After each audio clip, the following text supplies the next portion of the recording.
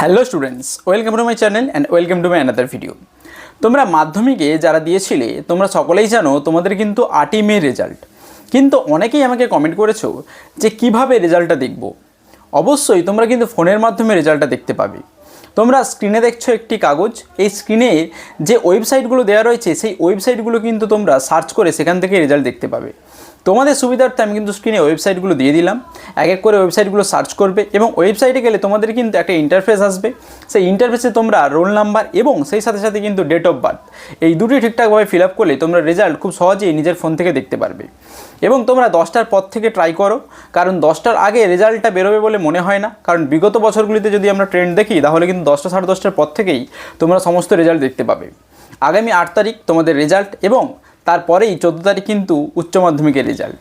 তাই যারা উচ্চ মাধ্যমিক পরীক্ষার্থী দিয়েছো তোমরাও ভালো করে তৈরি থেকো, তোমাদের কিন্তু 14ই তারিখ রেজাল্ট আসতে চলেছে। দেখা হচ্ছে পরের ভিডিওতে।